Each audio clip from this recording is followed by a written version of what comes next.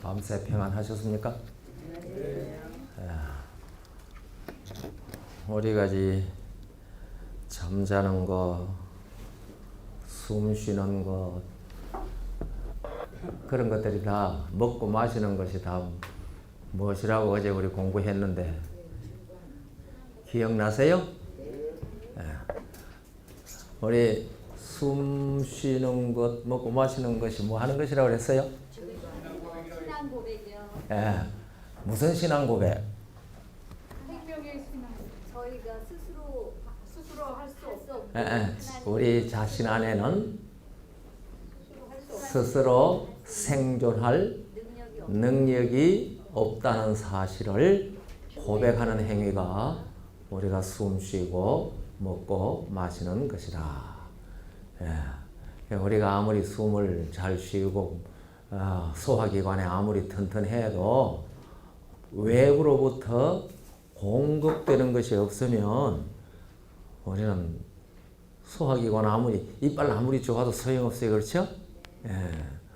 그리고 이 기도와 폐가 아무리 튼튼해도 이 공급되지 않으면 산소가 공급되지 않으면 아무것도 소용이 없어요. 그래서 우리가 먹고 마시고 숨 쉬고 하는 게 전부 다 신앙 고백이 되도록 하나님께서 그렇게 하셨다.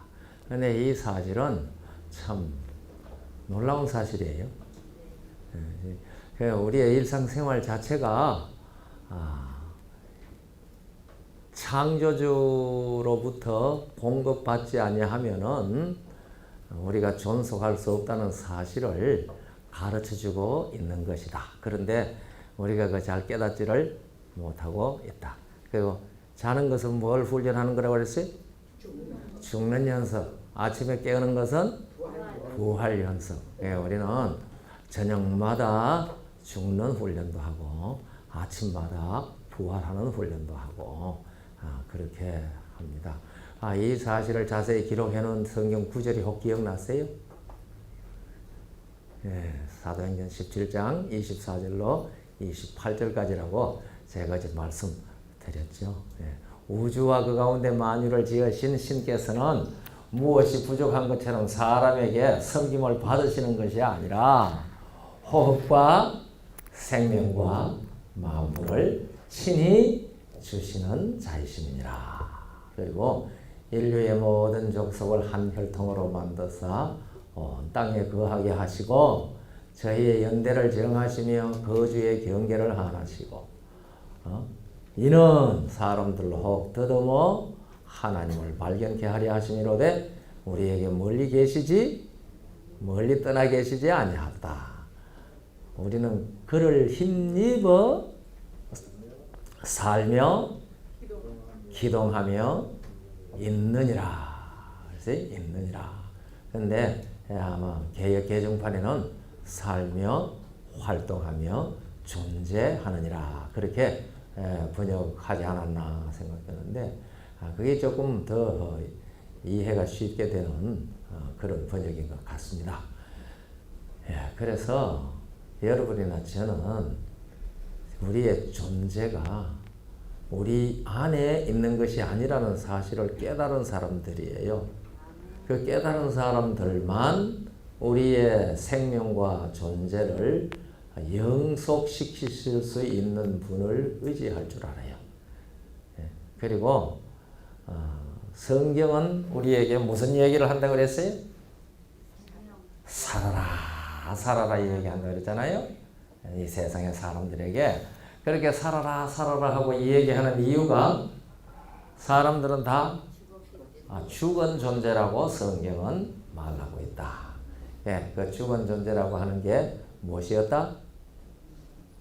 왜 죽었어요? 우리는 아담 안에서 다 죽은 자다.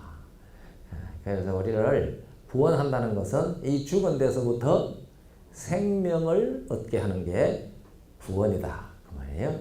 그러니까 이 세상에 있는 다른 종교들은 자기 종교를 신앙해서 생명을 얻으라고 하는 종교는 순수한 성경의 종교 말고는 없다. 그런 종교들은 다 무슨 얘기 한다고 그랬어요? 예? 내세에 내세에 좋은 데 가자. 그렇게 하기 위해서 우리는 어떻게 살아야 된다? 도덕적으로 선하게 살아야 된다. 왜냐하면 사람의 생명은 근본적으로 뭐 하기 때문에? 불멸이기 때문에. 그거는 어떻게 할 도리가 없다. 그래서 악한 사람도 영생하고, 불멸이 영생하잖아요. 선한 사람도 영생하고, 다 영생하니까 그냥 놔두면은 공평하지 않아. 그러니까 반드시 선한 사람한테는 뭐 주고? 상을 주고, 악한 사람한테는 벌을 줘야 한다. 그래야 공평하다. 그래서 선한 사람은 행복한 중에 영생하고, 그러기 위해서 극락도 보내고 천당도 보내고 천국도 보내고, 악한 사람은 영생을 하기는 해도 어디 가서 영생하라고? 고통 중에 영생하라고 그렇게 지옥을 보내서 그래서 그걸 무엇이라고 한다고 그랬어요? 신상필벌. 오늘 이 세상의 모든 종교나 도덕이나 교육이 이 신상필벌, 상벌론이 중심이 되어 가지고서 이 세상에 있는 거예요. 그래서 상벌론이 잘 안 되면은 공평하지 않다고 그렇게 얘기를 하잖아요. 그래서 우리 예수 믿는 사람들이 하나님을 무슨 하나님이라고 그래요? 공의의 하나님, 공의의 하나님이라. 성경에 공의의 하나님이라는 말이 많이 있거든요. 공의의 하나님을 어떻게 생각해요? 상부를 공평하게 잘 하시는 하나님. 그래서 하나님은 잘못하는 사람들은 결코 용서하지 않으시고, 또 성경에 나와요, 그 말씀. 자, 용서하지 않으시고, 그 다음에 잘하는 사람 예수의 이름으로 찬물 한 그릇 대접해도 반드시 상을 받고, 그래서 신상필벌 아주 공평하신 하나님이다. 그래, 공의의 하나님이다. 그렇게 이제 생각하거든요. 그 말이 성경에 있으니까 맞죠, 그렇죠? 그런데 그래서 하나님이 공의의 하나님이니까 잘못한 사람 반드시 벌 줘야 된다고 생각을 한다고요. 근데 저는 그 공의에 대해서 생각이 조금 달라요. 제 생각을 동의 안 하셔도 괜찮아요. 하나님의 공의는 죄 지은 사람도 예수 그리스도 안에서 구원하는 게 하나님의 공의라고 생각해요. 그래서 누가 대신 십자가에 죽으셨어요? 예수께서 십자가에 죽으셨잖아요. 그래서 하나님의 사랑과 하나님의 공의는 같은 것이라고 저는 그렇게 느껴요. 우리는 하나님의 공의는 상부를 분명하게 하는 것이다. 이제 이렇게 생각을 하는데, 그 벌은 누가 감당하셨어요? 예수께서 감당하셨어요. 그렇기 때문에 우리가 예수 그리스도를 믿기만 하면 다 구원받는 거예요. 근데 예수를 안 믿으면 무슨 상태에 그냥 있는 거예요, 자기가? 죽은 상태에 있는 거예요, 죽은 상태에. 왜냐하면은 죽은 자를 살리려고 살아라 하는데, 안 살겠다 했으니까요. 죽은 상태 있잖아요. 그러면은 집안에 죽은 사람이 있으면 어떻게 해야 돼요? 사모님, 집안에 죽은 사람이 있으면은 방 안에 사람 모시고요. 집안에 죽은 사람이 있으면은 안방에 잘 모셔놓는 게 죽은 사람을 사랑하는 거예요. 그를 잘 정중하게 장례식 하는 게 죽은 사람을 사랑하는 거예요. 장례식 하는 거죠. 그러면은 안 살래 해가지고서 생명이 없잖아요. 안 살래가 생명이 없는 사람을 하나님께서 어떻게 해주셔야지 하나님의 사랑이에요? 장례식 해줘야 하나님의 사랑이죠. 그런데 오늘날 우리 한국에서는 장례식이, 요새는 많이 변합니다만, 요새 수목장이라는 것들을 많이 한다고 합니다만은, 한국에서는 그래도 장례 문화가 무슨 문화예요? 매장 문화예요. 그런데 성경에 안 살래 하는 사람들을 하나님께서 장례식 하는 장례는 무슨 장이죠? 화장이에요. 화장. 예, 그것을 성경은 무엇이라고 그랬어요? 불못이라고 그랬어요. 이게 둘째 사망이에요. 이게 둘째 사망의 불못에 들어가는 것을 상벌 개념으로 보면 무엇이고? 형벌이고, 하나님의 공의와 사랑의 입장에서 보면 그 뭐예요? 그들에게 베푸시는 하나님의 마지막 사랑이에요. 이 얘기가 지금 어제 했던 데서부터 계속돼야 되는데 이 얘기가 나서니까 이 얘기부터 제가 먼저 좀 하죠. 저는 장로교인이었으니까요. 영혼 불멸론을 철석같이 믿었던 사람이지 않습니까? 그래서 이제 사람이 죽으면 영혼이 다 지옥 가서 영원 무궁토록 고생을 하는, 고통 중에 영생하는, 그걸 믿었단 말이에요. 그렇다가 이제 우리 재림교인이 되어서 보니까 이제 영혼론이 그게 틀렸다, 영혼 불멸설이 틀렸다는 사실을 이제 알게 됐잖아요. 그걸 이제 깨닫게 되고 나니까 내 머릿속에 의문이 생겼어요. 사람이 죽으면 장사 지내고 그 다음에 무덤 속에 들어가서 뭐 혹은 화장을 하든지, 그러면 그 사람에 대한 아무것도 없잖아요.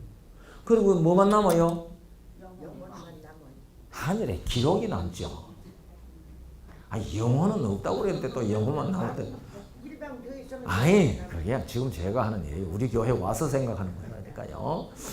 하늘에 기록부가 있다고 그랬잖아요. 그러면요, 사랑의 하나님이 어떻게 하면 그 죽은 사람 기록부 다 불살아버리면 끝나는 거잖아요. 그런데 왜 둘째 부활시킨 얘기, 왜 둘째 부활시켜? 왜 기어이 둘째 부활시켜가지고 그 부활한 사람 또 왜 불에 집어넣느냐 이거예요.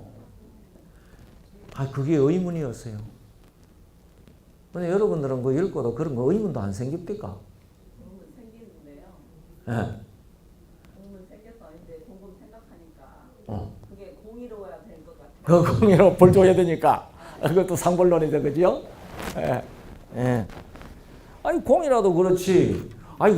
지금 보세요. 가인이 죽어가지고, 우리가 이제 일반적으로 말하는 성경 연대로 얘기해도 6천년이 됐잖아요. 뭐 뼈 한 조각이라도 남았겠어요? 있다고 하면 뭐밖에 없어요? 하늘에 가인에 대한 기록이 남아있을 거예요.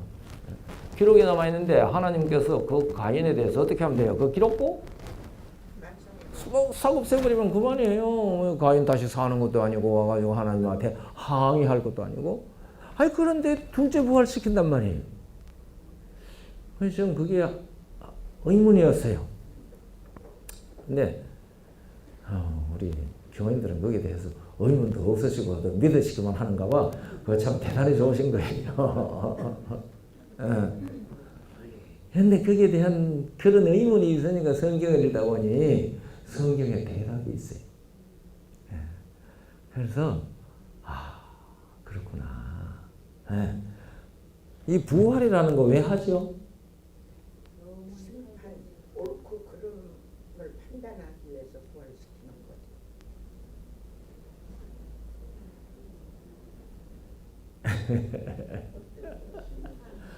부활 왜 하는지 모르세요? 큰일 났네. 예수님 부활한 것 때문에 부활하죠. 왜 부활해요? 예수님이 부활하신 것 때문에 부활해요. 예수님이 부활하신 것은 무엇을 패했다는 표예요? 어제 오후에 얘기했잖아요. 사망을 패했어요. 그러니까 사망이라는 자체가 어떻게 된 거예요? 없어졌어요. 누구한테도? 뭐 우리는 당연하고. 악인한테도 뭐가 없어졌어요? 사망이 없어졌어요. 그러니까 악인도 누구 부활 때문에 부활할 수밖에 없어요. 예수님 부활 때문에 부활할 수밖에 없어요. 악인이 부활하지 아니하면 누구의 부활이 무효예요? 예수님 부활도 무효라는 얘기가 되는 거예요. 그 얘기가 어디 있어요? 고린도전서 15장 21절부터 24절까지 있어요. 거기 보면은요 이렇게 돼 있어요. 사망이 사람으로 말미암은 것 같이 죽은 자의 부활도 사람으로 말미암는다. 그래서요 아담 안에서 모든 사람이 죽은 것 같이 고린도전서 15장 22절이에요. 아담 안에서 모든 사람이 죽은 것 같이. 그래서 금방 태어난 나는 아이도 어떻게 돼요?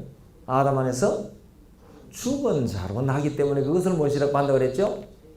그걸 죄인이라고 한다고 그랬어요. 아이가 죄를 도덕적으로 잘못한 그것 때문에 죄인이라는 얘기가 아니고 그래서 죄인이란 말이에요. 다시 말해 아담 안에서 죽은 자 썩어질 씨로 태어났단 말이에요. 네. 그러니까 아담 안에서 모든 사람이 죽은 것 같이 그리스도 안에서 모든 사람이 삶을 얻으리라. 그 다음 말이 중요해요. 그러나 각각 차례대로 되리니 첫째는 첫 열매인 그리스도요. 다음은 그의 강림하실 때 그에게 붙은 자요. 그 다음은 나중이니 나라와 권세를 아버지께 바칠 때라. 그러니까 여기 부활 세 차례 얘기했어요. 첫째는 예수 그 첫 열매, 첫 열매인 예수님의 부활이요. 그 다음 둘째는 성경이 첫째 부활이라고 한 그거예요. 둘째는 예수님 강림하실 때 그에게 붙은 자요. 그 다음은 나중이니 그 이제 둘째 부활이에요. 그러니까 이 둘째 부활도 누구의 부활 때문에 부활한다고 적어놨어요? 예수님의 부활 때문에 부활한다고. 어디 있어요? 고린도전서 15장 21절로 24절까지 기록되어 있어요. 그래서 제가 알아서요. 둘째 부활 할 수밖에 없어요. 그래서 우리가 이 계시록 20장에 보면은 사단이 얼마 동안 갇힌다 그랬어요? 1000년 동안 무저갱에 갇히는데 그 1000년 후에 무슨 말이 있어요? 1000년 후에 사단이 사단이 뭐 부활을 해요.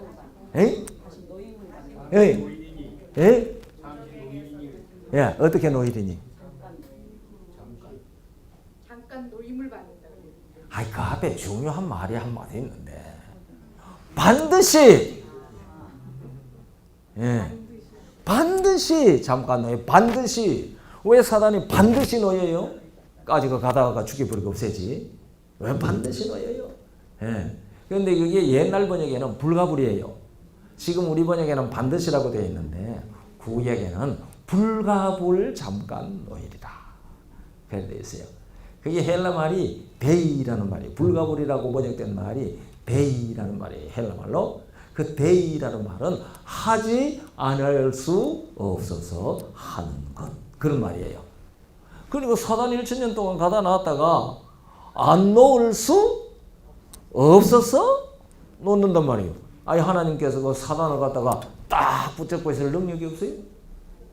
꼼짝 못하도록. 그런데 1000년 후에 안 놓을 수 없어서 불가불 잠깐 놓는다 이 말이에요.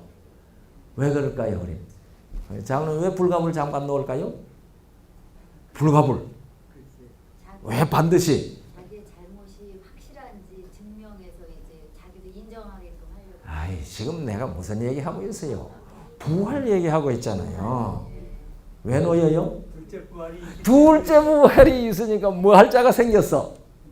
미혹할 자가 생긴 거예요. 1000년 동안에 뭐가 없어? 미혹할 자가 하나도 없어요. 그런데 1000년 후에 누가 부활해요? 악인들이 둘째 부활에 부활하니까 사단의 눈이 번쩍 떨어진 거예요. 뭐가 생겼어요? 미혹할 자가 생긴 거예요. 그래서 땅의 사방 백성 곡과 마곡을 미혹하는 거예요. 이게 곡과 마곡의 전쟁이에요. 그것은 아마겟돈 전쟁의 사실은 연속인 셈이에요. 그래서 잠깐 놓일 수밖에 없어요. 왜냐면 부활하니까 유혹할 사람이 생겨서 놓이는 거예요. 제가 이 사실을 깨닫고 둘째 부활은 할 수밖에 없구나. 왜? 누구가 뭐를 없앴기 때문에? 예수께서 사망을 처리하셨기 때문에. 아담 안에서 죽은 모든 사람이 누구 때문에 부활한다? 예수 때문에 부활한다. 그러나 그 악인들은 이 수명에 있는 그 기간 동안에 예수의 부활하신 생명을 가지기를 원치 아니했어요. 그러니까 둘째 부활에 참여해서 이 사람들이 둘째 부활에 참여해서 자기네들이 왜 부활했는지 생각하는 거예요. 그러면 마귀는 뛰어다니면서 내가 부활시켰다, 내가 부활시켰다 그러죠.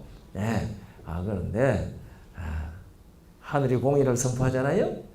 그들이 부활한 것이 누구 때문에 부활하게 됐다는 것을 그때 깨달아요. 예수께서 이 사망을 처리했기 때문에 우리가 부활하게 되었구나 하는 것을 그때 깨달아요. 그러니까 이제 예수님한테 할 말이 있어요, 없어요? 여호와 하나님께 할 말이 있어요, 없어요? 뭐 할 말이 없어요. 그러니까 어떻게 하는 거예요?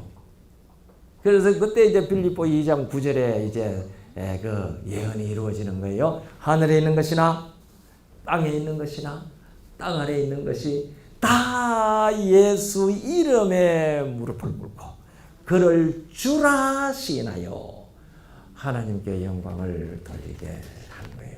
그러니까 악인들도 악한 천사도 그때 다 예수님을 주라고 시인하는 거예요. 그때 주라는 말이 무슨 말인지 이제 오늘 아니면 내일 얘기할 거예요. 그때 주라는 말이 무슨 말인지 다 시인하고 그래.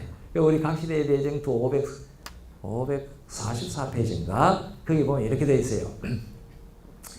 이 사람들이 자기네들이 소유하기로 원치 아니한 그 생명을 하나님께서는 돌려받으신다. 그렇지. 그게 둘째 사망이 되는 거예요. 그러니까 예수 안에서 모든 사람에게 다 뭐가 주어졌는데? 부활의 생명을 다 가질 수 있도록 기회가 다 주어졌어요. 다 주어졌는데 그걸 가지기를 결코 원치 않았어요. 맑은 정신이 있는 동안에 결코 원치 않았어요. 그러니까 그러다가 죽었어요. 잠들었어요. 그러니까 이제 예수님 부활 때문에 그날 아침에 깨기는 깼어요. 차례대로. 늦게 깼죠. 천년 늦게 깼죠. 늦게 깼는데 이거 왜 깼나? 보니 누구 때문에 깬 거예요. 정말이네. 그 예수가 우리한테 생명 주었다는 말이 정말이네. 그런데 우리가 그것을 가지기를 결코 원치 않았네. 거절했네. 그래서 하나님께서 너희들이 가지기를 원치 않은 그 생명 반납하는 거 맞지? 그러면 뭐라고 하겠어요? 예, 맞습니다. 그때 뭐라고 고백하겠어요? 당신은 정말 사랑이시고 당신은 정말 창조주시고 생명의 주님이십니다. 우리가 가지기를 거절한 이 생명 돌려드릴 수밖에 없습니다. 그거 돌려주는 거예요. 그거 받는 게 마지막 심판이에요. 그리고 그 사람들 생명을 다 반납하고 나니까 이제 하나님께서 그들에게 뭐 해주신다고 그랬어요? 장례식 하는 거예요. 장례식. 무슨 장례식요? 화장. 그게 둘째 사망이에요. 예. 그 마지막 이 얘기가 성경은 그렇게 우리에게 가르쳐주고 있습니다. 그런데 우리는 그 둘째 사망을 계속해서 무슨 관점에서만 보는 거예요? 예? 형벌 관점에서만 보는 거거든요. 형벌이 아니라고 말할 수도 없어요. 왜냐하면 뭐 그게 스스로 형벌이니까요. 형벌을 가지. 그러나 원천적인 입장에서 보면 그것은 하나님께서 악인들을 대우하는 마지막 사랑의 대우입니다. 제가 신학교 졸업할 때 이걸 논문으로 썼어요. 둘째 사망 연구라고 해서 논문으로 썼어요. 그때는 학사 논문도 다 쓰게 했어요. 요새는 안 쓰죠. 예. 그래서 그 논문 제출하는데요. 심사위원들이 앉았잖아요. 그래서 제가 이 얘기를 했어요. 그랬더니요. 그 신학과 교수님이 그러면 둘째 사망은 형벌이 아니라는 말인가? 하고 물었어요. 형벌이 아닙니다 하면 어떻게 될까요? 이거 이단이죠. 그러니까 논문 통과됐을까요? 안 됐죠. 그럼 제가 뭐라고 해야 되겠어요? 예? 형벌입니다. 예, 제가 이렇게 되었어요. 예, 제가 형벌이 아니라는 것이 아니고 이렇게 보니까 하나님의 사랑이 훨씬 더 크게 가슴에 와 닿았기 때문에 그렇게 썼습니다. 제가 그렇게 대답을 했어요. 그랬더니 그러면 되었다고 그러더라고요. 예. 우리가 이 하나님은 무엇이라? 사랑이시라. 우리가 이제 구약 성경을 읽으면 하나님은 사랑 같아요, 안 같아요? 안 같아. 사랑 아니에요. 사랑, 예? 사랑 아니에요. 사랑 아니에요. 예, 완전히 이기주의자고 잔인한. 여호와예요. 예. 아이고, 큰일 났네요. 그래서 신앙을 안 했었어요. 그래서 신앙을 안 하셨어요. 예. 예, 우리 집사님 참 말씀 잘하셨어요. 사실은요, 제 어머니가 구약 성경을 열심히 읽으시다가 한 날 보고 그래요. 얘야, 구약의 여호와는 한번 봐도 사랑의 하나님 같지를 않다. 그러시더라고요. 예, 그러니까 그 말이 그럴듯하잖아요. 우리 구약의 하나님 여호와께서는 어떤 얘기까지 하셨어요? 멸종시키라 그랬어요. 누구까지도? 갓난애기까지 죽이라 그랬어요. 아이고, 집사님하고 죽이 잘 맞네요.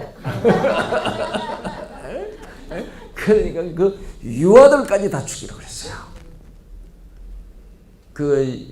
어제 대답이 나왔을 텐데요. 어제 대답이 나왔죠. 예. 왜 그렇게 하셨을까요? 사랑 때문에. 예. 그들이 뭐 하기를 결정했기 때문에. 생명을 받아들이기를 거절했어요. 받아들이기를 거절하는 것을 완전히 결정했어요. 그러니까 이제 그 사람들에게는 기회가 있어도 뭐가 없어요? 생명을 받아들일 기회가 없어요. 예. 그런데 누구 때문에 누구까지도? 아니, 부모들이 그렇게 완전히 결정을 하니까 어린아이들까지도 다 그 결정에 의해서 생명 얻을 기회가 없는 것을 보셨어요. 그래서 장례식 해주신 거예요. 예, 그 다 장례. 근데 여리고성 우리가 다 잘 알죠. 그 다음에 아모리 왕 시온이나 바산 왕 옥에 그 다 유아까지 다 죽이라고 하는 얘기들이 다 그 기회가 지나갔기 때문에 그래요. 은혜의 시기가 지나간 거예요. 예. 그리고 왜냐하면 그들은 더 뭐 할 기회가 없어요. 생명을 회복할 수 있는 기회가 없어요. 예. 그래서 장례식 한 거예요. 정말 사랑으로 대접해 준 거예요. 그래서 아담 안에서 모든 사람이 죽었다고 하는 성경의 가르침을 이해하지 못하면 구약의 하나님이 하신 그 일에 대해서 이해를 못하게 돼요. 그러나 아담 안에서 모든 사람이 다 죽었다. 그래서 그 죽은 자를 살리도록 하기 위하여 하나님께서는 각각 기별을 보내시고 선지자를 보내시고 하는데 끝까지 거절을 하니까 그때는 하나님이 그들에게 취하시는 마지막 사랑이 장례식이죠. 장례식이죠. 그래서 여리고성도 그렇죠. 보세요. 한 바퀴씩 돌았죠. 그런데 이 두 정탐꾼이 여리고성에 딱 갔을 때요. 여리고성 사람들이 이스라엘의 하나님에 대해서 알았어요? 몰랐어요? 알았어요. 그 라합의 이 얘기를 들어보면 알아요. 그 여리고성에 사는 사람들이 다 하나님께서 애굽에서 너희를 인도하신 것과 아모리 왕 시온이나 바산 왕 오게 한 그 모든 이 얘기를 다 듣고 간담이 녹았더라. 그래서 간담이 녹았는데 누구 간담도 녹았을까요? 그 기생 라합도 간담이 녹았어요.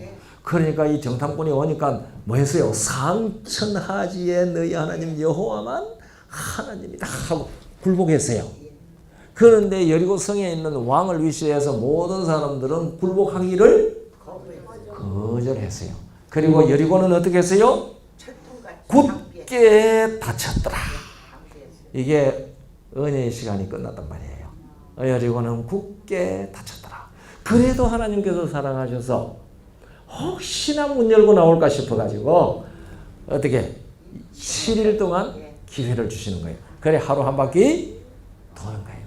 아니 그때라도 문 열고 나오면 돼요. 하여 답답하신 하나님은 제 7일에는 몇 바퀴 돌게 했어요? 7바퀴 돌게 하는 거예요. 그때라도 나오면 돼요. 그런데 안 나와. 그러니까 무너졌어요. 네. 하나님께서 그렇게 말씀하시죠. 하나님께서는 어떻게 하는지 우리가 사람이 뭐 하기를 기대하신다고요? 살라. 어찌하여 너희가 죽고자 하느냐?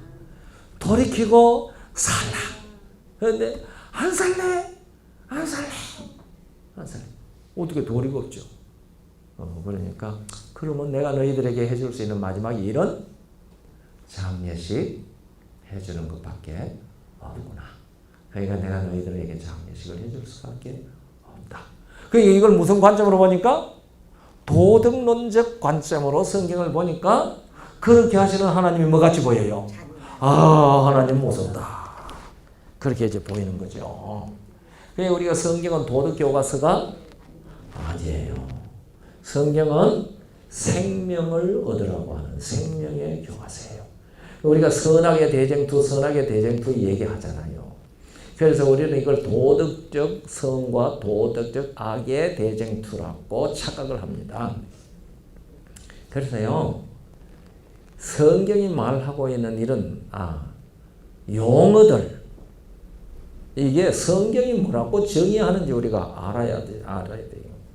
어제 죄가 무엇이라고 했죠? 우리 어제 죄 얘기했잖아요. 죄가 무엇인지 알아야 된다고 했잖아요. 죄는 사람이 도덕적으로 잘못하기 이전에 무슨 상태를 성경은 죄라고 한다? 아담 안에서 죽은 것을 죄라고 본다죠. 그래서 로마 5장 18절에 죄가 몇 개라고 그랬어요? 하나. 죄가 하나. 네. 그리고 예수께서 행하신 의도 몇 개, 의의 행동도 몇 개라고 그랬어요? 하나. 죄가 하나. 예수께서 행하신 의의 행동도 하나. 그래서 죄가 뭔지 모르면 의가 뭔지 모르고, 의도 뭔지 모르고 죄도 뭔지 모르면 구원이 뭔지 몰라요. 그래서 어제 제가 그 얘기 했잖아요. 아담이 시험을 받았을 때 하나님께서 성경이 아담이 뭐가 됐다고 기록했다고 그랬어요? 흙으로 사람을 지으시고 그 코에 생기를 불어넣으시니 사람이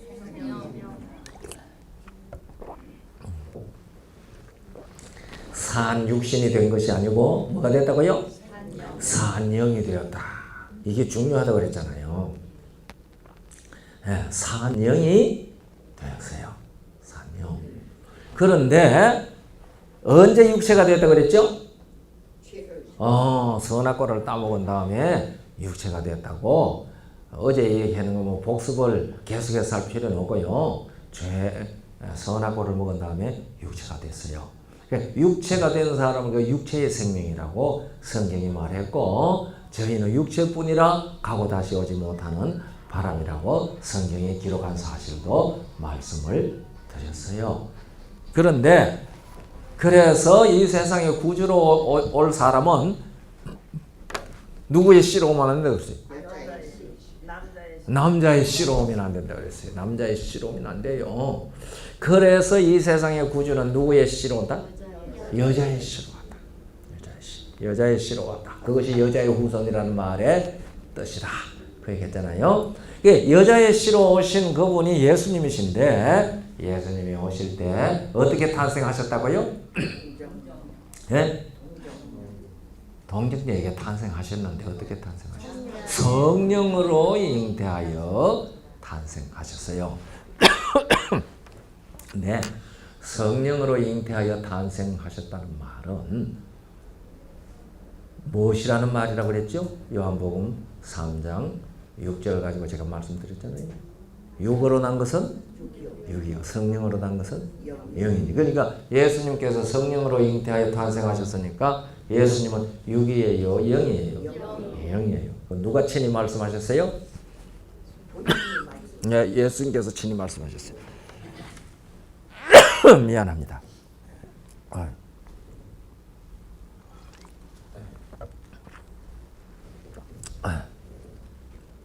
예수님께서 친히 말씀하셨어요. 그러니까 처음에 흙으로 아담을 지으시고 그 코에 생기를 불어넣으시니 아담이 사람이 생명이 된 것처럼 예수님께서도 이 세상에 오실 때 성령으로 잉태하여 탄생하셨으니 그분이 무엇이 된 거예요? 영으로 오신 거예요. 그런데 영으로 오셔서 당신이 산 영이 된 것뿐만 아니고 무슨 영까지 되셨어요?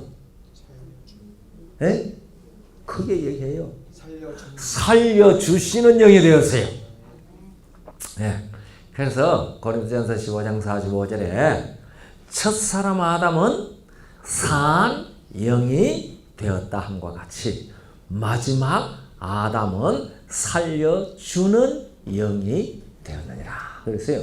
예수님께서는 산 영으로 오셨을 뿐만 아니라 살려주는 영으로 오셔서 그래서 우리가 다 예수를 믿으면은 육체가 되었던 사람들이 예수를 믿고 예수의 생명을 얻으면은 그때부터 예수 믿는 사람도 뭐가 된단 말이에요?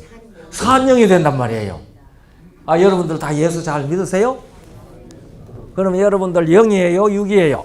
영이네요. 예? 영이에요. 영입니까? 예. 예, 이거 좀 벗겠습니다. 예. 확실합니까?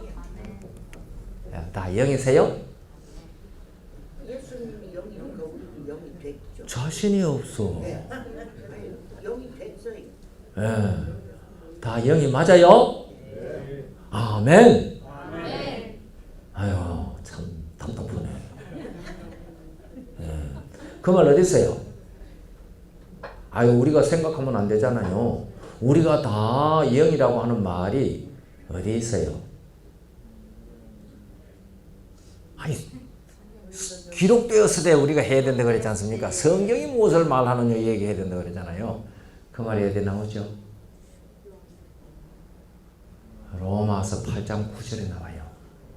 로마서 8장 9절에 누구든지 하나님의 영이 있으면 이는 육체에 있지 아니하고 영에 있나니 그리스도의 영이 없는 사람은 그리스도의 사람이 아니라 그랬잖아요.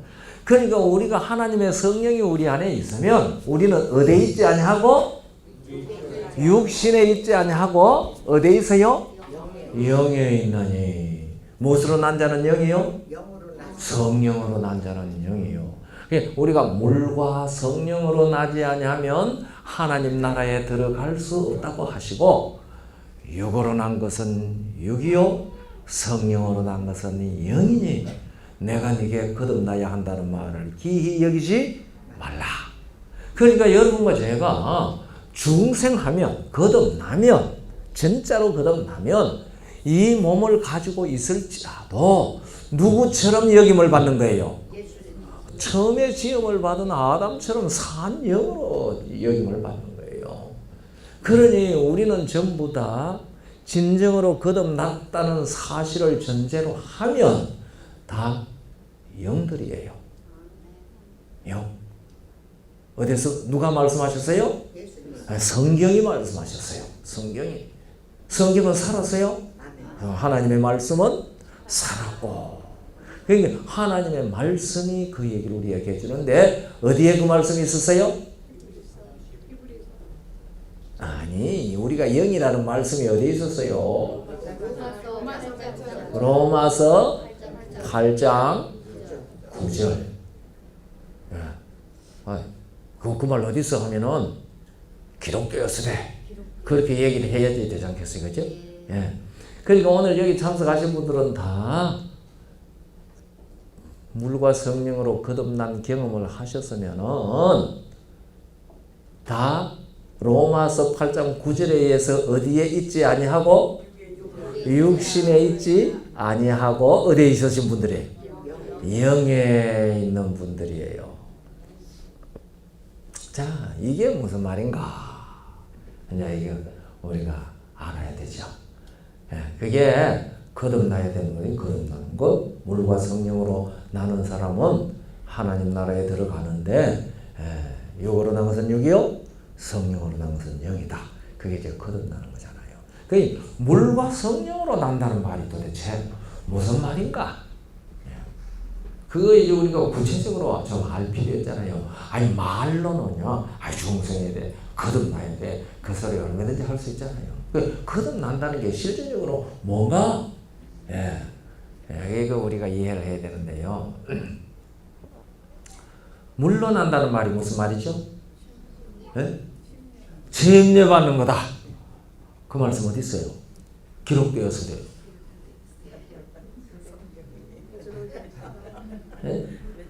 성경이 말하기를 요한복음 3장. 요한복음 3장.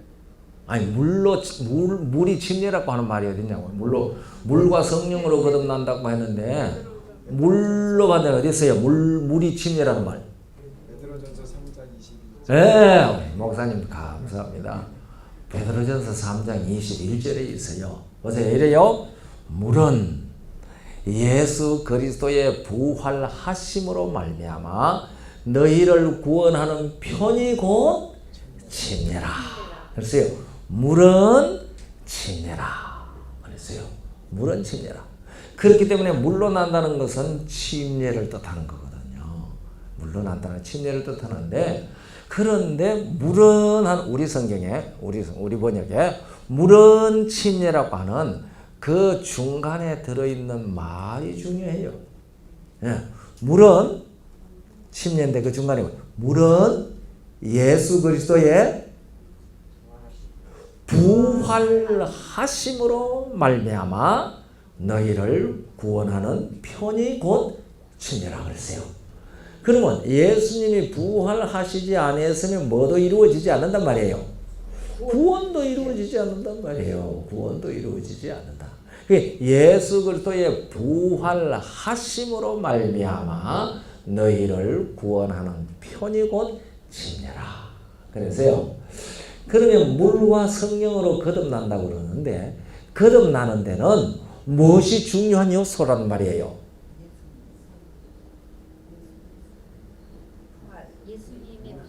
예수님의 부활이 우리가 거듭나는데 핵심 요소라는 얘기입니다. 물은 예수 그리스도의 부활하심으로 말미암아 너희를 구원하는 편이 곧 침례라. 그러니까 이 거듭나는 데 있어서 핵심 요소는 예수 그리스도의 부활이라는 말이에요. 그러니까 예수님 부활 안 했으면 무슨 일이 없어요? 거듭나는 일이 없어요. 거듭나는 일이 없어요. 그래서 베드로전서 1장 3절 베드로전서 1장 3절에 그게 뭐라고 말씀하셨어요? 아니 누가 성경 좀 빨리 찾아서 읽으시면 찬송하리로다 우리 주 예수 그리스도의 아버지 하나님이 그 많으신 긍휼대로 예수 그리스도의 죽은 자 가운데서 그 많으신 긍휼대로 예수 그리스도의 죽은 자 가운데서 부활하심으로 말미암아 우리를 거듭나게 하사 산 소망이 있게 하셨다고 했어요. 그러니까 우리가 거듭나는 것은 무엇 때문에 거듭나는 거예요? 예수 그리스도의 부활하심으로 말미암아 거듭날 수 있게 된 거예요. 근데 우리가 이 중생이 얘기할 때에 교회에서 일반적으로 중생이 얘기할 때에 뭐는 거의 언급을 안 해요. 모르겠어요. 제가 옛날에 그렇게 했는지 요새 목사님들 중생 가르치면서 그 얘기 다 잘 하시는지 제가 잘 모르겠는데 거의 부활 얘기는 안 해요. 물과 성령 얘기만 자꾸 해요. 그 물은 뭐냐면 그 침례라고 그래요. 뭐 틀린 말은 아니죠. 그런데 예수 그리스도의 부활하심으로 말미암아 너희를 구원하는 편이고 침례라. 물과 성령으로 거듭난다. 이게 거듭나는 게 뭐냐? 그 베드로전서 1장 3절에 보니까 예수 그리스도를 죽은 자 가운데서 다시 살리신 것으로 부활하시게 하신 것으로 우리를 거듭나게 하시라고 했어요. 그러니까 우리가 거듭난다는 말은 다른 말로 하면은 무슨 생명을 얻는다는 말이에요?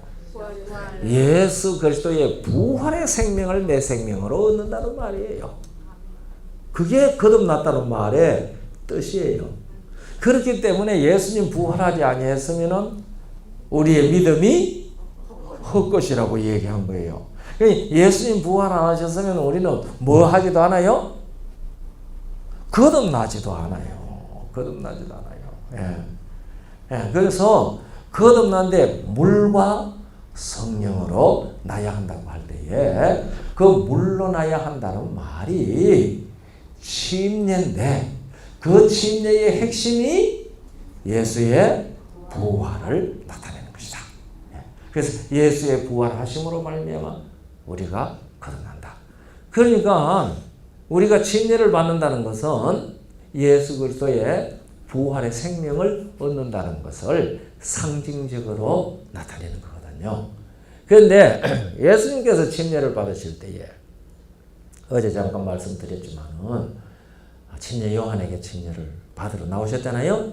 그 요한이 내가 당신에게 침례를 받아야 할 터인데 당신이 내게로 오시나이까 그랬잖아요.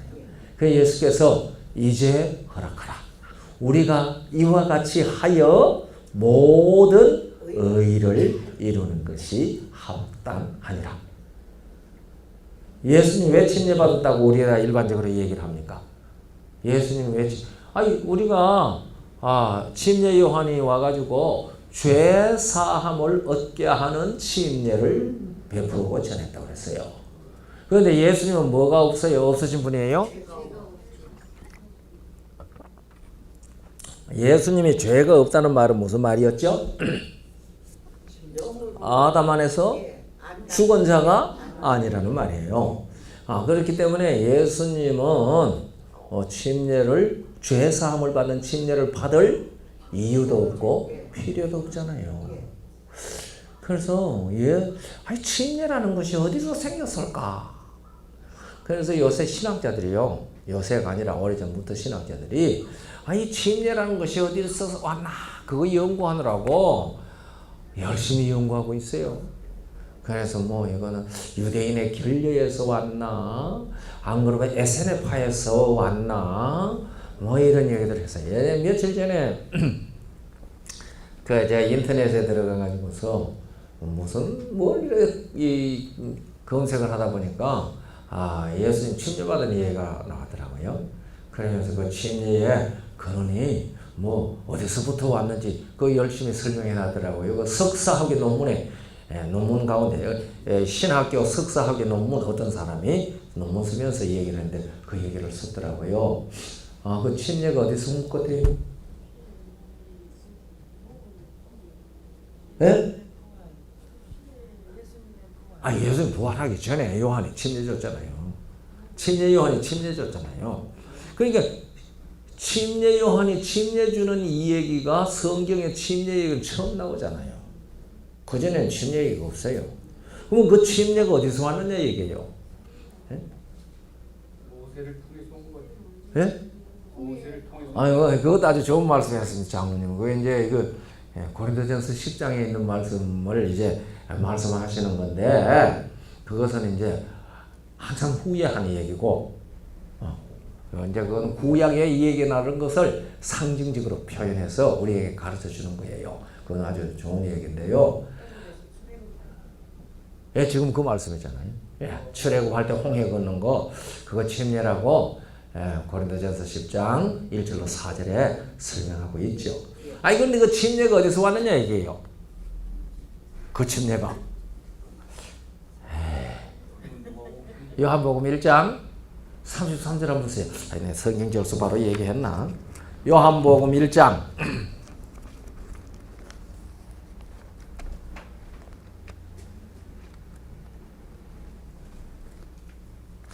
요한복음 1장 33절 누가 한번 읽어보실래요? 큰 소리로. 나도 그를 알지 못하였으나 나를 이 침례 요한이 지금 하는 얘기입니다.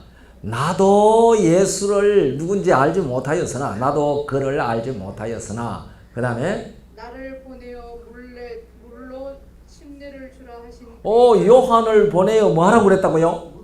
물로 침례를 주라 하시니가 나에게 말씀하시되 예. 성령이 내려서 누구 위에든지 머무르는 것을 보거든 그가 곧 성령으로 침례를 주는 예. 이인 줄 알라 하시니 그러니까 요한을 보내어 침례를 주라 하신 자가 누구예요?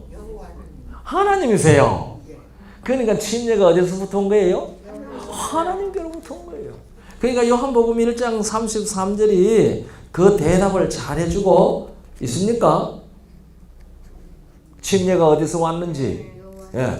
그게 뭐 SNF에서 왔나 어디서 왔나 그렇게 얘기하는 게 아니고 성경은 그것이 어디서부터 왔다고 우리에게 딱 얘기해 주고 있어요. 하나님께로부터 요한에게 직접 지시가 간 것을 우리들은 이 말씀 가운데서 알 수 있어요. 하나님께서 직접 요한을 보내어 물로 침례를 주라고 얘기했어요. 그러니까 이제 예수님께서 우리가 이같이 하여 그런데 예수님 침례를 받았어요?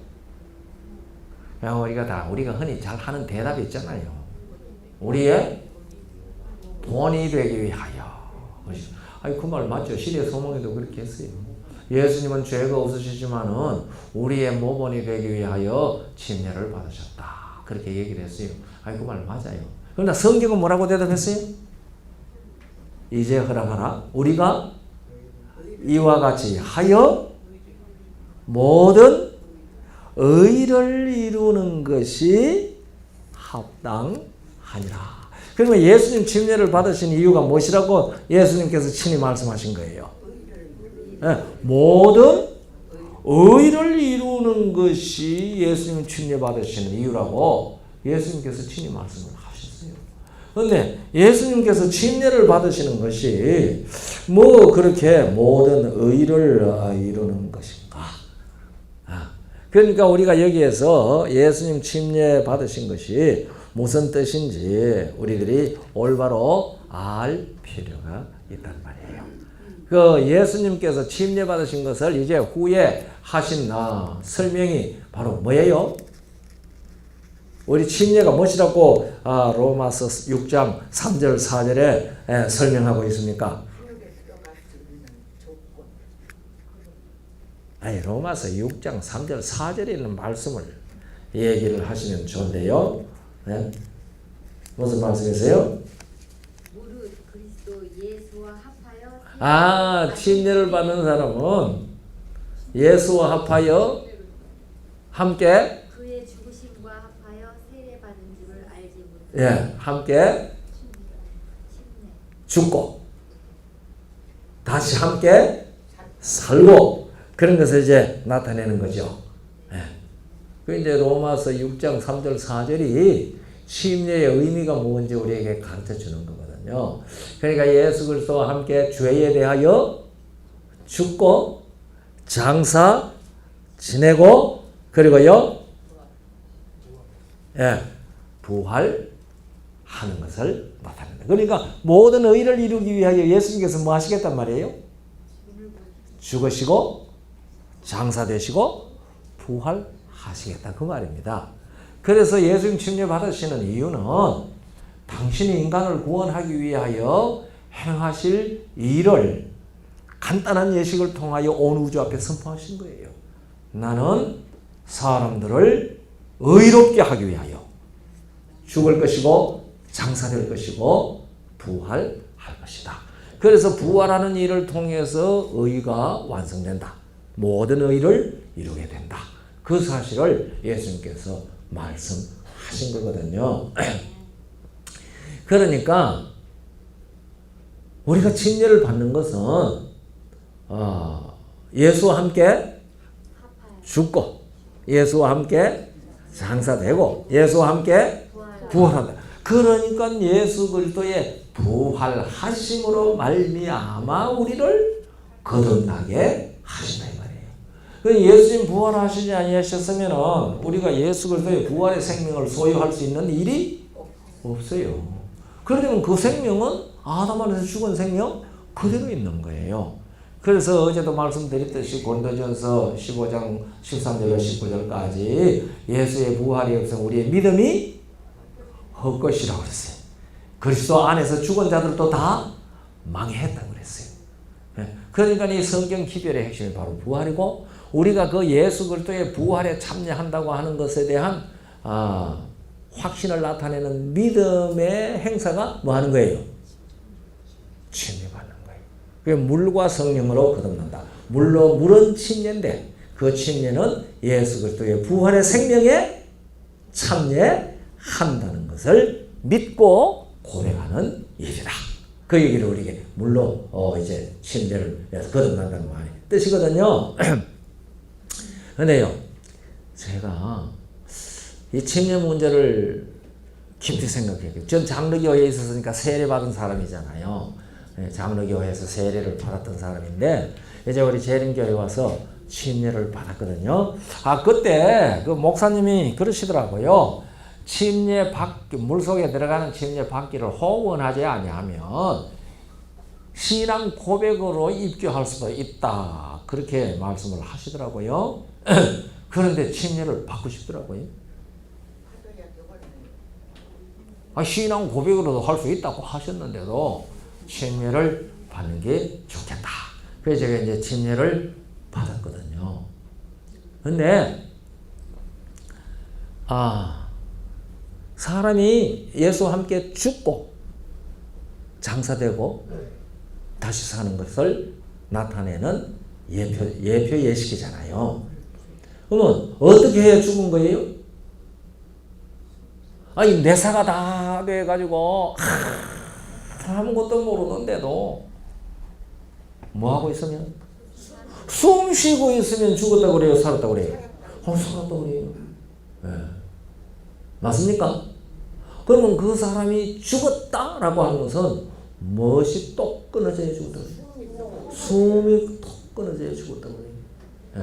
그러면은요, 물 속에 들어갈 때 침례 안 받으신 분 혹 계시는지 모르겠는데, 침례 받으신 분 물속에서 숨 한번 깊이 쉬보신 분 혹 계세요? 예? 그 물속에 들어가면 확실히 뭘 못해요? 그래, 확실히 뭐 했어요? 확실히 죽었어요. 확실히 죽었어요. 그리고 이제 물속에서 나올 때 숨 쉬는 것은 부활의 새 생명으로 호흡하는 것을 나타내는 거거든요. 이거 생각하니까요. 그래서 내가 그 다음에요, 침례 줄 때 몇 초 동안이나 물속에 있는가 한번 계산을 해봤어요. 그런데요, 놀랍게도 1초도 안 담가가 있더라고요. 제가 침례 주는데 그냥 딱 넣어내는데 1초도 안 걸리더라고요. 그래서 그 후에 내가 생각하기를, 침례 줄 때 그래도 한 10초쯤 담가가 있다가 내가 하더라고. 그 생각을 한번 해봤는데 그러면 안 되겠죠? 예? 물 속에 있기 때문에 별로 힘 안 들어요. 물이 부력이 있어가지고요. 앞으로 목사님들 침례 줄 때 10초는 너무 길고 한 1, 2초는 물에 담가 있다가 내세요. 그래야지 뭐 한 거예요? 확실히 호흡이 끊어졌어요. 그리고 이제 올라오면 숨을 쉬면 침례할 때 이 의미를 충분히 이해할 필요가 있어요. 나중에 제가 성경을 연구하면서 침례의 이 의미를 깨닫고 나니까 침례 한 번 더 받았으면 싶은 생각이 나더라고요. 네? 또 제가 재침례 받는다고 하면 저 김 목사 또 무슨 죄지 가지고 왜 재침례 받나 그런 생각할 사람도 거기 있을는지도 모르잖아요. 그런데 사실 이 침례의 의미가 이게 그냥 물속에 들어갔다 나온 거 아니에요. 삼육대학에 우리 삼육중고등학교에 말입니다. 침례받는 많은 아이들이 물속에 한번 들어갔다 나오면 침례인 줄 아는 사람들이 많은 것 같아요. 이 침례에 충분한 이해하고 침례 안 받은 것은 받으나 마나예요. 받으나 마나. 그런데 더 놀라운 것은요. 가장 놀라운 것은요. 이 장로교에 있을 때는 뭐 해요? 세례해요. 세례. 세례 받아보신 분 몇 분이나 계세요? 뭐 네 사람밖에 없네. 나까지 네 사람밖에 없어요. 그러니까 다 우리 재림교회로 바로 오신 분들이란 말이네. 야, 행복한 사람. 근데 세례를 받을 때는요, 세례 후보자들 앞에 쫙 앉혀놓고요, 잘 앞자리에 앉혀놓고, 그 다음에 이제 목사님은 이제 세례 가운을 입고, 그 다음에 장로님은 세례 반을 들고, 얼마나 반들반들 닦아가 물을 부어놨는지요. 물이 부어 있는지 없는지도 몰라요. 거리에 들고 가면서 그 앞에 세례 받을 사람 앞에 가면은 목사님이 그 물을 손으로 받아서 머리에 이렇게 얹으면서 성부와 성자와 성령의 이름으로 세례를 주노라. 그렇게 지내가요. 그렇게 세례 받을 동안에 세례 받는 사람은 뭘 잘 하고 있어요? 숨 잘 쉬고 있어요. 그러면 죽었단 말이에요? 안 죽었단 말이에요? 그러면 세례는 무슨 신앙 고백을 하는 예식이에요? 영원히 안 죽는다. 영혼 불멸론을 믿는다는 신앙 고백 예식이 세례더라고요. 얼마나 놀랐는지 몰라요, 제가. 와, 사단이 교회 안에 아주 속임수로 써서 세례라는 예식을 꺼뜨리면서 사람들로 하여금 세례 받을 때마다 뭘 고백한다? 영혼은 죽지 않습니다. 그거 고백하는 예식이더라고요. 제가 지나치게 생각했나요? 예, 제가 지나치게 생각했다고 생각하시는 분도 그렇게 생각하세요. 뭐 저는 이 침례와 세례의 의미를 성경적으로 살피다가 이 사실을 깨닫고요. 정말 놀랐어요. 정말 놀랐어요.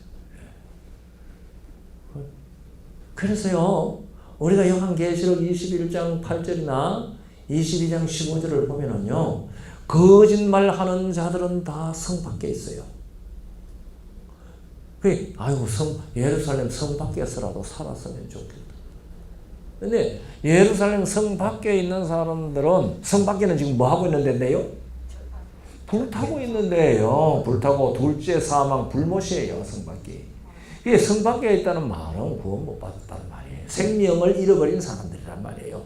뭐 하는 사람들, 거기 보면 뭐 여러 가지 얘기 나오는데 그 중에 뭐가 들어있어요? 거짓말을 지어내는 사람들이고 있어요. 그래서 우리가 이제 그 도덕적으로 거짓말 하는 것도 해당되는지 모르지만, 그거 안 된다고 내가 감히 선언을 못해요. 그러나, 거기에 거짓말이라고 하는 핵심이 누가 거짓말쟁이라고 하는 사람들이에요? 하나님이 거짓말쟁이라고 하는 사람들이 성 밖에 있을 거예요.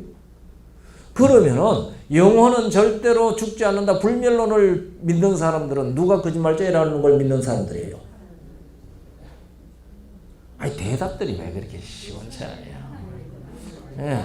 하나님께서는 선악을 알게 하는 나무의 실과를 먹는 날에도 뭐한다고 그랬는데? 반드시 죽는다고 그랬는데, 뱀은 뭐라고 그랬어요? 먹을지라도 절대로 안 죽는다고 그랬어요. 절대로 안 죽는다. 그러니까 나는 영혼 불멸설을 믿습니다 라고 하는 것은, 나는 영혼 불멸설을 아버지와 아들과 성령의 이름으로 영혼 불멸설을 믿는 자에게 세례를 주노라. 그러면 그건 누구는 거짓말쟁이다. 여호와 하나님은 거짓말쟁이고, 결코 죽지 아니하리라고 한 자가 진리를 말했다. 그걸 믿는 거잖아요. 그러니까 이 사람들 뭐 하는 사람들이에요? 거짓을 믿는 사람들이에요. 그 예루살렘 성 안에 못 들어가죠. 근데요, 이스라엘 첫 왕 이름이 뭐예요? 사울이죠. 사울이 망했죠. 사울이 왜 망했어요? 사울이 망한 이유가 몇 가지 나오는데 뭔 같아요?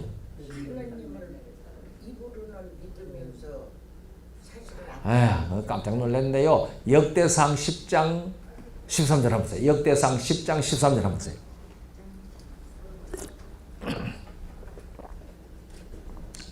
그게 사울의 망한 얘기가 나오죠.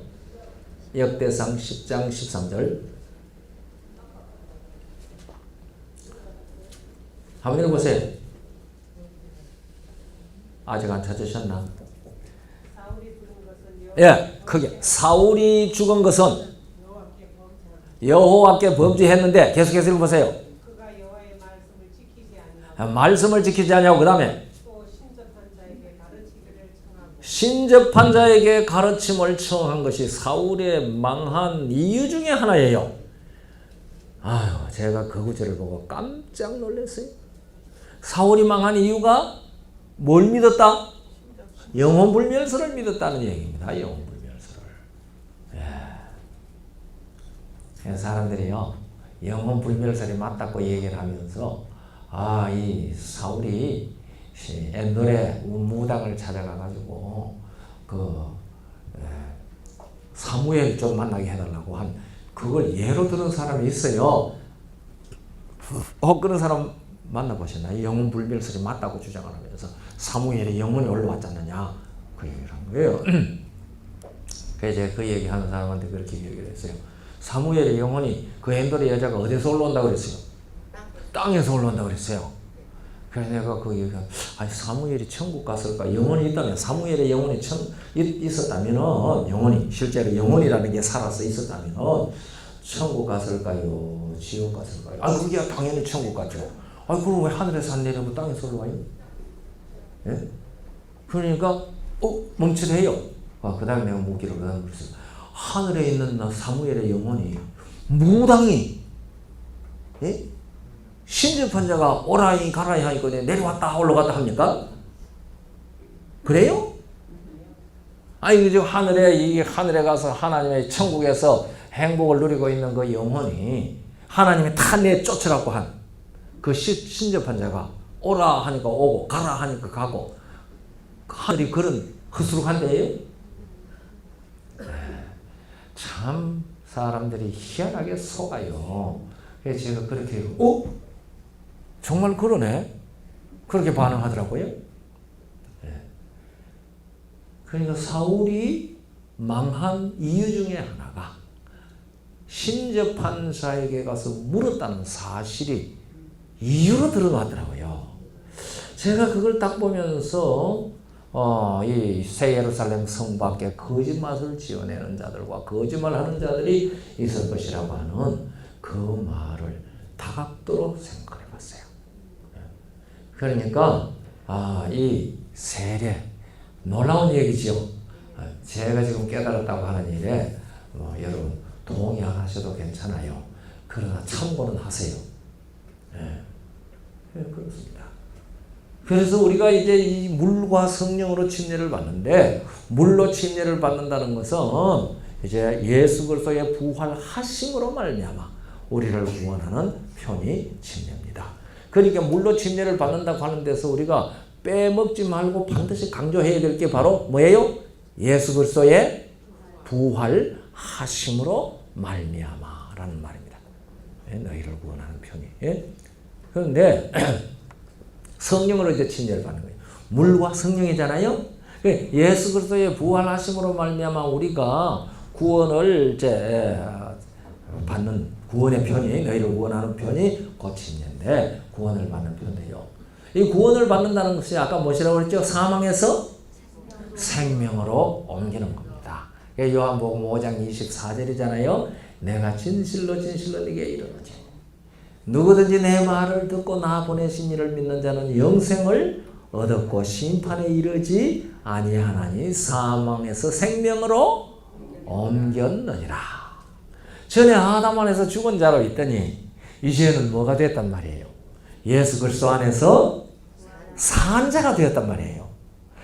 죽은 자는 뭐 하는 것이 성질이고 썩는 것이 성질이고 산 자는 뭐 하는 것이 성질이에요? 생활하는 것이 성질이에요. 활동하는 것이 성질이에요. 그런데 이 생명이 예수의 부활로 말미암아 오는 이 생명인데요. 우리가요 로마서 8장 읽어보면 하나님께서 예수님을 부활하실 때 누구를 통해서 부활시켰다고 얘기되어 있어요. 로마서 8장인데요.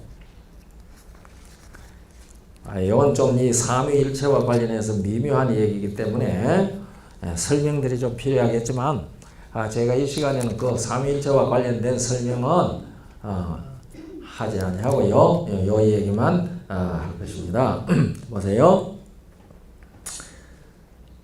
아까 그 로마서 8장 9절부터 나오는 얘기인데 10절 또 그리스도께서 너희 안에 계시면 몸은 죄로 인하여 죽은 것이나 영은 의를 인하여 산 것이니라.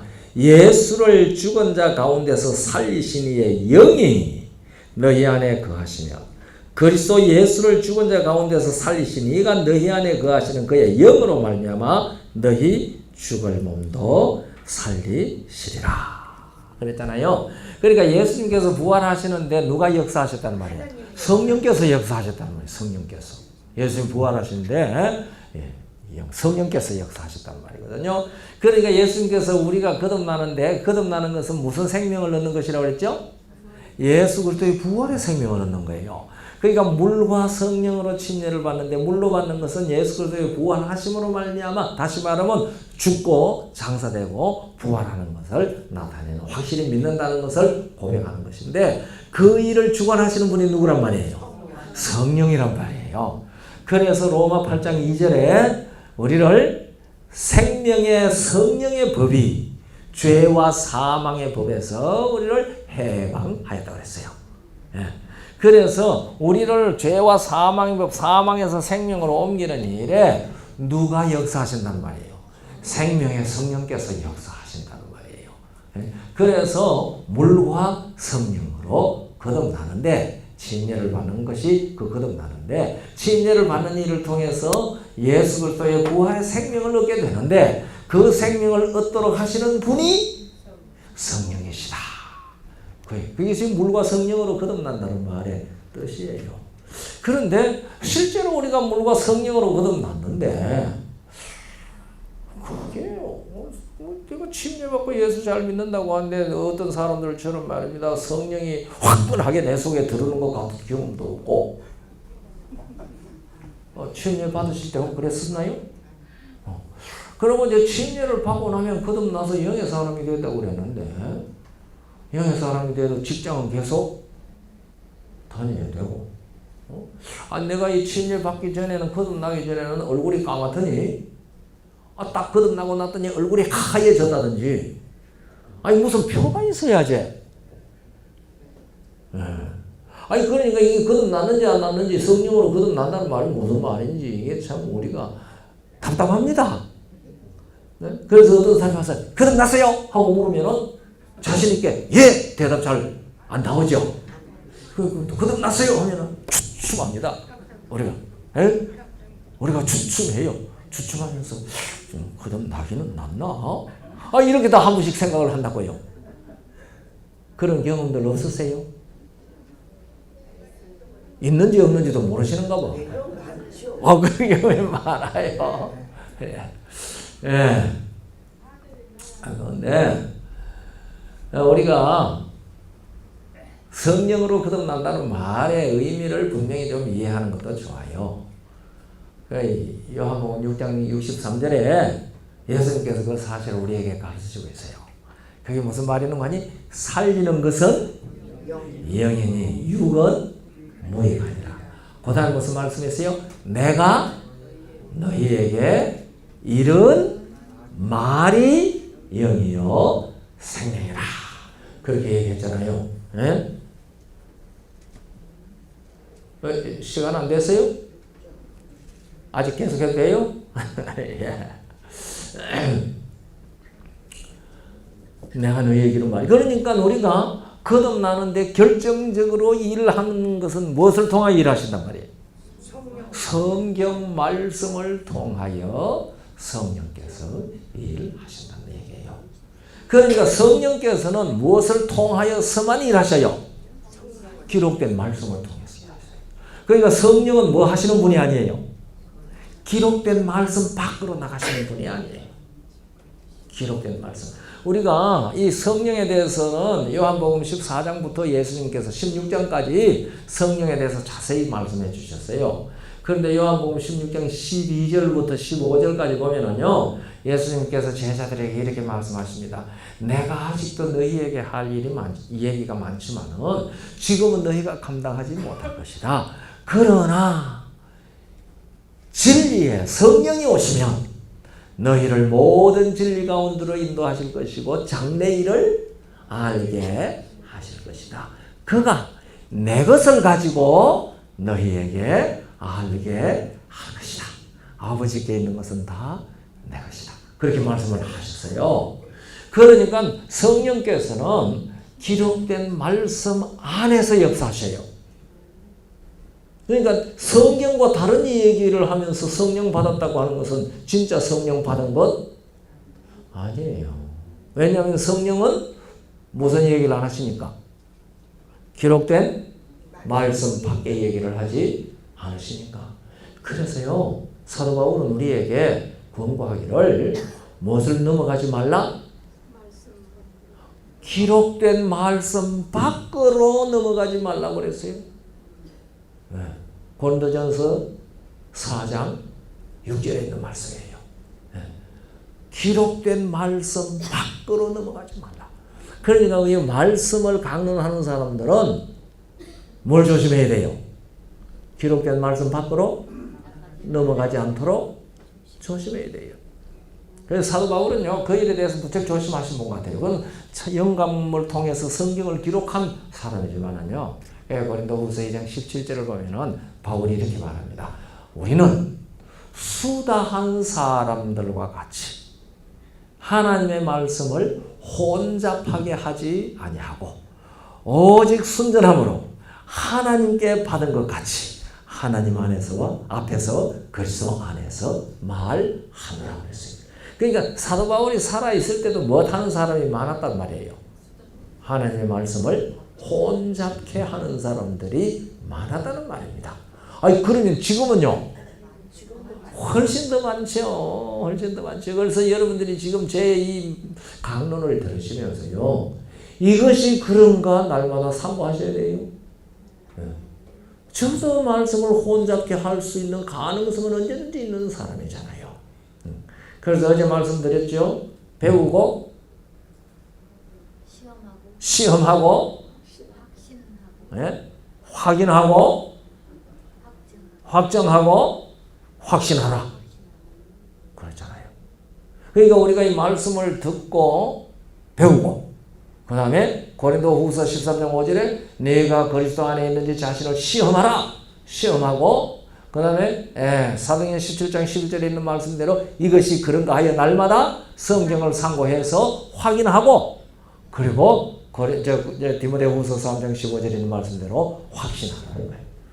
배우고 시험하고 확인하고 확신해요. 확신하고. 우리가 내가 믿는 바가 무엇인지 알아야 되잖아요.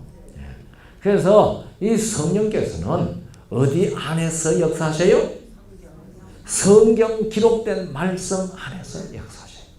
그러니까 기록된 말씀 밖으로 우리가 넘어가면 안 되고 하나님께 받은 것처럼 순전함으로 하나님 앞에서와 그리스도 안에서 말씀을 강론해야 되고 또 들으시는 분들은 그 말씀이 성경적으로 그런가 하여 날마다 상고해야 돼요. 그래서 우리가 확인해야 돼요. 그러니까 우리가 이 물과 성령으로 거듭날 때 성령께서는 무엇을 통하여 거듭나는 역사를 하셔요? 기록된 말씀을 통하여 거듭나게 역사하셔요. 그래서 아까 얘기했지만 베드로전서 1장 23절에 너희가 거듭난 것이 썩어질 씨로 된 것이 아니요 썩지 아니할 씨로 되었나니 곧 살아있고 항상 있는 하나님의 말씀으로 되었느니라. 그래서요. 그러니까 우리가 물과 성령으로 거듭나는데 그 거듭나는 것의 핵심은 예수의 부활의 생명에 참여하는 것인데 그렇게 생명에 참여하도록 하는 것은 성령께서 무엇을 통하여? 살아있고 항상 있는 하나님의 말씀을 통하여 역사하신다. 그러니까 우리가 진정으로 거듭나려고 하면 뭐 공부 안 하면 안 돼요? 성경 말씀을 공부해야 돼요. 공부하는데 성경적으로 공부해야 돼요. 이렇게 이제 우리가 거듭나는 거예요. 그래서 물과 성령으로 거듭난다. 그 말씀을 이제 우리가 얘기를 했는데요. 내가 거듭났나 안 났나 그거 한번 좀 테스트 해봐야 되지 않겠어요? 내가 거듭났는지 안 났는지 어떻게 알 수 있을까요? 예수님께서 또 말씀하시고 예언의 신의 정언에 말씀한 것처럼 바람이 임의로 불매 어디로 와서 어디로 가는지 알지 못하나 거듭난 사람이 다 이와 같으니라. 바람이 어디로 와서 어디로 가는지는 알지는 못하지만 뭐는 안다? 바람이 부는 그 상태는 안다. 바람이 불면 나무가 흔들흔들하다. 옛날에 이 교회에요. 이 개신교회에요. 유명한 권사 세 분이 있으세요. 혹 들어보셨는지 모르겠어요. 유명한 권사 세 분이 있었는데요. 그 아래 현해경 변계단 현해경이 아닌데 하여튼 뭐 잊어버렸네 저 이름. 한 사람은 영애경이라는 사람이에요. 현신의 현신의 변계단 영애경 이 세 유명한 권사들이 있어요. 그런데 성령이 바람처럼 부니까요, 이 염권사는요, 명주수건을 가지고 다녔어요. 다니면서 다 수백 명 모였어요. 근데 성령을 받아라! 그러면서 명주수건을 싹 하면요, 성령이 바람처럼 역사를 해가지고 그 참석한 사람들이 명주수건이 가는 방향으로 싹 쓰러지는 거예요. 성령이 바람처럼 역사하는 거예요. 뭐냐면 이쪽 쓰러진 것도 샥 또 열로 싹 쓰러지는 거예요. 와, 그러니까 성령 받았죠. 성령이 바람처럼 역사해서 어디로 와서 어디로 간지 알지 못하는데 이 권사님이 명주수건을 가지고 이렇게 흔들으니까 바람이 부는 대로 흔들어요. 그런 일이 우리가 속으면 안 돼요, 그죠? 놀라운 것은 그분이 말년에 우리 재림 신앙을 고백하고 침례받고 세상 떠나셨다는 사실이에요. 그 따님이 우리 교인이었어요. 그래서 이 어머니가 몸져 누웠을 때 여기 와서 엄마가 하고 다닌 거 진짜 성경의 역사 같아? 하고 물었대요. 그러니까 이 병상에서 이 권사님이 내가 병상에 누워 생각하니 가짜 같아. 가짜 같아. 그리고 침례 받고 세상 떠났어요. 그런데 우리가 그래서 뭐라고 얘기하는 거니? 우리가 생활이 변하는 것을 통해서 거듭났는지 안 났는지 우리가 증거가 된다. 그렇게 얘기하잖아요. 지금 우리가 다 침례받고 거듭났는데 생활이 얼마나 변했어요? 큰일 났네. 생활이 안 변했으면 어떻게 해요? 어제 성화 얘기도 제가 잠깐 했지만 오늘 이제 점심 먹고 난 다음에 거의 지금 하는 얘기 계속해서 말씀드릴 거예요. 제가 어제 거듭남인 게 뭔지 말씀드린다 그랬잖아요. 그런데 거듭나는 것을 시험할 수 있도록 해놨을까요? 안 해놨을까요? 성경에. 성경 말씀 때 해놨겠죠. 그게 로마 8장 5절이에요. 로마 8장 5절에 있는 말씀 아시죠? 육신을 좇는 자는 육신의 일을, 성령을 좇는 자는, 영을 좇는 자는 영의 일을 생각하나니. 그러니까 거듭난 사람과 거듭나지 아니한 사람은 무엇이 달라졌다? 생각이 달라졌다. 생각이 달라졌다. 생각이 달라졌다. 우리가 다 아는 대로 잠언 23장 7절에 그 마음의 생각이 어떠하면 그 위인이 그러하니 그랬잖아요.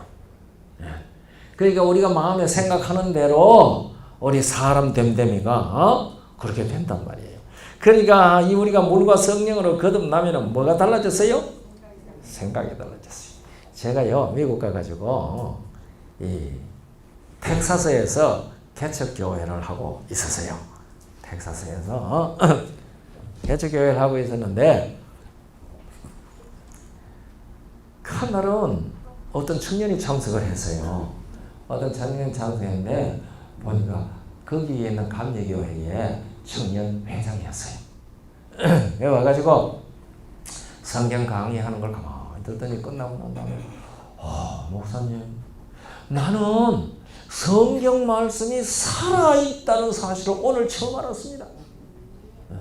나는 이때까지 성경은 종이에 기록해놓은 그런 글자책인 줄만 알았는데 오늘 말씀 들어보니 성경 말씀이 정말 살아있다는 것을 알겠습니다. 그런데 목사님, 우리 집에 오셔가지고 성경 얘기 좀 해주세요. 글쎄. 자세한 얘기하면 너무 길고 내가 얘기 끝내야 될 시간도 다 돼가니까요. 그래서 그 집에 갔어요. 그 집에 갔는데요. 세 사람이 왔어요. 세 사람. 그런데 그 중에 한 사람은 목사님이에요. 목사님인데 목회를 하고 있지 않고 미국 안 하면 뭐를 따는 것이 중요해요. 시민권, 영주권 그거 받아야 되거든요. 그거 얼마나 중요한 건지 몰라요. 그러니까 거기에서 한국 사람들이 미국 가가지고요, 영주권, 시민권 받기 쉬운 방법이 하나 있는데 정년기에 있는 사람 군대 입대하면 돼요. 미군 군대 입대하면 돼요. 그런데 이 목사님이 군대 입대를 해가지고 군인이더라고요. 군인이 왔는데 이제 자기가 목사라고 하니까 내가 알았죠. 근데 이제 이 사람이 와가지고 얘기를 하면서요, 이렇게 물어요. 안식일을 꼭 그렇게 지켜야 되느냐? 근데 제가 청년을 한 사람하고 같이 갔거든요. 그 청년이 내가 대답하기 전에 그럼요, 꼭 지켜야 되죠. 그렇게 먼저 대답을 했어요. 그러니까 이 목사님이 이렇게 질문을 했어요. 지금 선생님이 비즈니스를 하는데 어떤 사람이 굉장한 수입이 되는 수천만 달러가 유익이 되는 사업 계획을 하자고 지금 초청을 했습니다. 그런데 그것이 안식일 날만 계획할 수 있다고 하면 어떻게 하시겠습니까? 수천만 달러가 지금 걸렸다고. 그럴 때도 안식일이라서 그 계획하고 안 갈 겁니까? 그렇게 물었어요. 우리 지금 어떻게 하실래요? 수천만 달러, 우리 한국말로 하면 뭐라 그래요? 수백억이 걸렸다고 하죠. 수백억. 수백억이 지금 하면 틀림없어요. 그 수백억이 틀림없어요. 그런데 하필 계약을 언제 하자고? 안식일 날 11시에 하자고 그래요. 안식일 날 11시, 토요일 날 11시에 하자고 그래요. 그 사람은 이 사람 토요일 그 모르는 사람이에요. 하나님 사랑이시고 하나님 자비하신데 이런 일이 일생에 몇 번이나 있으려고 오늘 한 번뿐인데 내가 뭐 한번 눈질끔 감고 가서 내가 하고 수천만 달러 수입되면 11금 수백만 달러 내가 11금 낼 수 있는데 하나님께서 그거 한번 봐주시겠나? 이게 무슨 생각이에요? 이게 로마 8장 5절에 있는 대로 육신의 생각이에요. 육신의 생각이에요. 우리는 그렇게 육신의 생각에 침입을 잘 받습니다. 이것은 상당히 극단적인 예예요. 그런데 일상생활 가운데서 우리가 영의 생각을 하느냐, 육신의 생각을 하고 있느냐. 우리는 식사하는 데서, 사람과 대화하는 데서, 우리는 일상생활 거래하는 가운데서 우리는 육신의 생각으로 거래하는지 영의 생각으로 거래하는지 자기는 압니다. 그러면 우리가 물과 성령으로 거듭난 사람은 육신에 있지 않고 영에 있다고 그랬습니다. 그러면 우리가 영으로 살아가는지 생각을 어느 방향으로 흘러가는지 우리는 스스로 알 수 있어요. 우리가 요한복음 13장 2절에 보면은요, 마귀가 벌써 가룟 시몬의 아들 유다의 마음에 예수 팔 생각을 얻으니. 그러니까 우리는 거듭났지만은 생애의 순간마다 무슨 생각을 우리에게 자꾸 집어넣어요? 사단이 예수 팔 생각을 집어넣는 거예요. 그러니까 그 청년이 그럼요, 당연히 안 하죠. 그러면서 하는 말이 그날 내가 그 계획을 하려고 하다가 교통사고 나서 죽을는지 그것도 어떻게 알아요? 우리는 매 순간마다 말씀대로 살아가는 사람들입니다. 내가 대답하기 전에 그 청년이 대답을 다 해버렸어요. 그러니까 그 목사님이 입을 쩍쩍 다시더라고요. 그렇게 그렇습니까? 그렇죠. 우리의 삶이 영의 생각으로 점철되어 가고 있습니까? 우리가 진정으로 거듭나는 것을 스스로 시험해서 확인할 수 있으십니까? 이 경험이 우리 경험이 되도록 복 주시기를 바랍니다. 우리 잠깐 기도드리고 오전 집회 마치겠습니다. 거룩하신 아버지, 오늘도 주의 자녀들을 이렇게 모이게 하시고 말씀 듣게 하시니 감사합니다. 이 종을 통하여 성령께서 말씀해 주시고 성령의 말하게 하심을 따라 이 종이 말하게 해주시고 들으시는 분들 마음속에 성령께서 역사하셔서 하나님께서 깨닫기를 원하는 그대로 깨닫도록 복을 주시옵소서. 계속되는 집회 함께 하시고 기뻐하게 하여 주시옵소서. 예수님 이름으로 간절히 기도하옵나이다. 아멘.